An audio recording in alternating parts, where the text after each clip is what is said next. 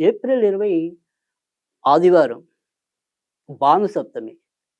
అనేక విశేషాలతో కూడి మన ముందుకొస్తోంది. నిజమే కలియుగంలో మనకి కోరికలు అపరిమితమైపోయాయి. తరువాత మన యొక్క కష్టాలు అలానే పెరుగుతూ వస్తున్నాయి.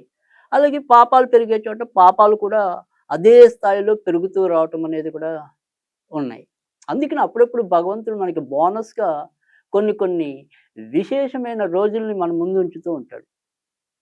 ఆ యొక్క విశిష్టతని గనక మనం గమనించి, ఆ రోజు చేసుకునే ఏవైనా సరే పరిహార క్రియలనుకోండి, లేదా పూజలనుకోండి, అలా ఆ రకంగా చేసినట్టయితే ఎంతో కొంత మన జీవితంలో ఉండే కర్మకి ప్రక్షాళన జరగటం అనేది కూడా ఉంటుంది.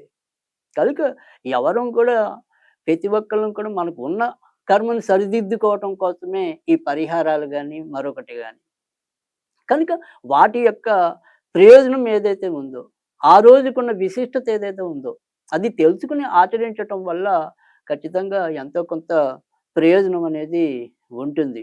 కనుక ఇప్పుడు నేను చెప్పే ఏదైతే ఇప్పుడు ఆదివారం నాడు 20వ తారీఖు భానుసప్తమి అనేది. అంటే ఇక్కడ భానుసప్తమితో పాటు మళ్ళీ ఇదే రోజు మనకి కాలాష్టమని కూడా 2 కలిసి వచ్చాయి. మరి ఆదివారం నాడు సూర్యుడికి సంబంధించిన సప్తమి రావటం అనేది ఖచ్చితంగా ఆ భానుసప్తం అనేది ఎప్పుడు కూడా ఆదివారంతో వచ్చినప్పుడు అది భానుసప్తమి అవుతుంది. కనుక సూర్యుడికి మరి జన్మించిన సప్తమి కాబట్టి సప్తమి తిథి అనేది అమిత ప్రీతికరమైనది. అంతేకాకుండా ఈరోజు అనేక రకాలైన యోగాలతో కలిసి రావటం అనేది కూడా జరుగుతుంది. ఈరోజు మరి త్రిపుష్కర యోగం అనేది ఉంది. సర్వార్థ సిద్ధి యోగం అనేది ఉంది. రవి యోగం అనేది ఉంది. తర్వాత మళ్ళీ అమృత యోగం ఉంది. శుభయోగం ఉంది. అంటే ఒక రకంగా చెప్పాలి అంటే గనక 5 యోగాల కలయిక ఇప్పుడొచ్చే ఆదివారం. మరి ఇలాంటి ఆదివారాన్ని వదిలేస్తామా? ఏదో ఒకటి చేసుకోవాలి కదా! ఇలాంటివి అరుదుగా వస్తూ ఉంటాయి. ఎప్పుడు కావాలంటే అప్పుడు మనకి రావు. అందుకే మన పాత రోజుల్లో ఒక సామెత ఉంది. అదృష్ట దేవత ఒకసారే తలుపు తడుతుంటా. దరిద్ర దేవత మనం తలుపు తీసేదాకా కొడుతూనే ఉంటుంటా. అదే రీతిలో ఇప్పుడు మనకి ఏదైనా సరే ఇలాంటి అప్పుడప్పుడు అరుదుగా వస్తుంటాయి. ఇలాంటి అన్ని యోగాలు కలిసి ఒకరోజు కలిసి రావటం. మళ్ళీ అదే రోజు ఆదివారం అవ్వటం. అదే రోజు భానుసప్తమి అవ్వటం. మళ్ళీ అదే రోజు కాలాన్ని పరిపాలించే కాలభైరవుడి యొక్క కాలాష్టమి కూడా అవ్వటం. మరి ఇన్ని శుగుణాలతో వచ్చినప్పుడు ఏదో ఒకటి మనం ఆచరించాలిగా. అందులో ఆదివారం వచ్చింది. ఎంతో కొంత మనకి కొంత వెసులుబాటు కూడా ఉంటుంది. చాలామందికి ఇది ఆట విడుపు దినంగా కూడా ఉంటుంది. ఈ ఆట విడుపుని కనీసం మరి దేవ విడుపు కోసం కొంతవరకు మళ్లించుకోవటంలో తప్పైతే లేదు. కనుక ఈరోజు మరి దీన్ని ఏ రకంగా వినియోగించుకోవాలి? మరి ఎందుకోసం వినియోగించుకోవాలి? అనేది ఓసారి తెలుసుకుందాం. ఇందాకే చెప్పాను. ఇది అనేక రకాలైన యోగాలతో ముడిపడి వస్తూ ఉన్నదని. అంతేకాకుండా ఇప్పుడు ఈ నెలలో ఉండే మరొక విశిష్టత ఏంటి అంటే గనక, ప్రస్తుతం సూర్యుడు ఉచ్చ స్థితిలో మేషరాశిలో కొలువై ఉన్నాడు. కనుక మేషరాశిలో ఉన్నప్పుడు సూర్యుడు ఏదైనా సరే మనం సూర్య పూజలు చేసినప్పుడు, సూర్య ఆరాధన చేసినప్పుడు, మరి ప్రాతకాల స్నానాలు చేసినప్పుడు అవి మరిన్ని మంచి ఫలితాలు ఇస్తాయంటల్లో ఎలాంటి ఆశ్చర్యం కూడా లేదు.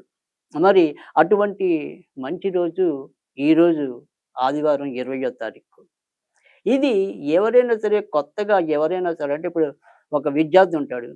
తిరిగి తను ఏదైనా సరే కొత్తగా ఒక కోర్స్ అవలంబిస్తాం అనుకుంటాడు. కనుక ఈరోజు ఒక 10 నిమిషాలైనా సరే నేను ఈ రకంగా మళ్ళీ కొత్త విద్యలోకి వెళ్ళాలనుకుంటున్నాను. దానికి తగిన శక్తి సామర్థ్యాలు నాకు అందివ్వు అని చెప్పి వేడుకోవటం అనేది. కనుక ఇక్కడ సంకల్పం అనేది ఏంటంటే కోరిక మీది మరి తీర్చే అనుగ్రహం ఆ సూర్య భగవానుడిది. కనుక ఏదైనప్పటికీ కూడా అంటే ఇక్కడ ఈ కోరిక అనేది ఏంటంటే ఏదైనా సరే ఒక విద్య కొత్తదనం, నూతనానికి ఏదైనా సరే అంటే నేను ఇవాళ ఒక మంత్రాన్ని కొత్తగా సాధన చేయాలనుకుంటున్నాను. అలాంటి దానికి ఇది చాలా అద్భుతమైన రోజుగా చెప్పాలంటుంది. తర్వాత నేను ఏదైనా సరే లక్ష్మీ సాధన చేయాలి. ఈ రోజు నుంచి నాకు ధనం రావటం కోసం ప్రతిరోజు కూడా లక్ష్మీదేవిని పూజిస్తాను అనుకునే వాళ్ళు ఈరోజు ఆ పూజ మొదలెట్టడం. అంటే మీరు కొత్తగా ఏదైనా సరే ఒక ప్రణాళిక సిద్ధం చేసుకొని, ఆ ప్రణాళికని అమలు చేయాలి అనుకుంటే గనక ఈరోజు పరమోత్తమమైన రోజుగా మనం చెప్పవలసి ఉంటుంది. మనం ఎప్పుడూ చేసుకునే వాటికి ఈరోజు అంత ప్రాధాన్యత కాదు. మీరేదైనా సరే కొత్తగా మొదలెడదాం ఎన్నాళ్ళ నుంచో వాయిదా వేస్తూ వస్తున్నారు. సో, మీ అమ్మాయి పెళ్ళికుంది. ఆ అమ్మాయివి ఏమైనా సరే మనం ఆ వివరాలు కొత్తగా ఎక్కడైనా నమోదు చేయాలనుకున్నాం. ఇలా కొత్త అనేది ఏదైతే ఉందో, కొత్తగా శ్రీకారం చుట్టాలని ఏదైతే అనుకుంటున్నారో, అలాంటి వాటికి ఈ రోజు శ్రీకారం చుట్టండి. తప్పకుండా మీకది శుభకార్యం అవుతుంది. ఆ రకంగా మీరు గనక చేసుకున్నట్టయితే గనక తప్పకుండా మరి మంచి ఫలితం ఇవ్వటం అనేది ఉంటుంది. మరి సరే సంకల్పం చెప్పేసుకున్నాం. సంకల్పం చెప్పేసుకుంటం అయిపోయాక మరి పూజ అనేది ఏ రకంగా చేయాలి? ఏ రకంగా పూజ చేస్తే గనక ఎప్పుడు చేస్తే ఈ సాధన మరింత బలోపేతం అవుతుంది అంటే గనక నిజానికైతే గనక ఈ త్రిపుష్కర యోగం అనేది ఉదయం 11:48 నుంచి రాత్రి 7 గంటల వరకు మాత్రమే ఉంటుంది. అయితే రవి యోగం, అమృత యోగం, శుభయోగం అనేవి ఇంచుమించుగా ఉదయం 11:58 లోపే వెళ్ళిపోవటం అనేది కూడా ఉంటుంది. అంటే ఈ 3 యోగాల తర్వాత మాత్రమే త్రిపుష్కర యోగము, తర్వాత సర్వార్థ సిద్ధి యోగం అనేది రావటం అనేది ఉంది. అంటే సర్వార్థం అంటే మన యొక్క అన్ని రకాల అర్థాన్ని సిద్ధించే యోగమే సర్వార్థ సిద్ధి యోగం.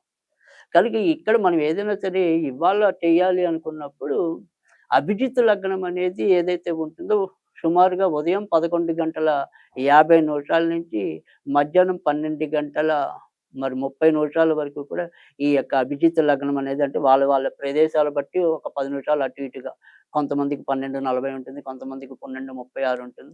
సో, యావరేజ్‌గా ఏదైనప్పటికీ కూడా 11:50 నుంచి ఇంచుమించుగా 12:40 లేదా 12:30 మధ్య ఉండేదంతా కూడా ఈ అభిజిత్ లగ్నం అనేది ఉంటుంది. ఈ అభిజిత్ లగ్నంలో మనం ఏం చేయాలి అంటే గనక, ఎక్కడైతే రవియోగం పొద్దున ఉంటుందో గనక సాధ్యమైనంత వరకు పొద్దున 11 లోపు మీ యొక్క స్నాన సంధ్యాదులన్నీ కూడా పూర్తి చేసేసుకోండి. ఏదైనప్పటికీ కూడా ప్రాతకాల స్నానం అనేది మరింత మంచిది. కానీ ఎంత ఆలస్యం చేసినా ఆదివారం నాడు మరి చాలామంది కొంత ఆలస్యంగా స్నానాలు చేయటం అనేది కూడా ఇవాళ రోజుల్లో అయితే మనం చూస్తున్నాం. సో, ఏదైనప్పటికీ కూడా 11 దాటకుండా కనీసంలో కనీసం స్నానం చేయటం అనేది ముఖ్యం. తర్వాత మనం ఇలా పూజకి కూర్చోవటం అనేది ఆ అభిజిత్ లగ్నంలో మనం ఏదైనా సరే ఇందాక చెప్పుకున్నట్టుగా ఒక సంకల్పం. ఈ రోజు నుంచి నేను ఈ పని మొదలెట్టదలిచాను. ఈ రోజు నుంచి నేను ఈ పని మొదలెట్టదలిచాను.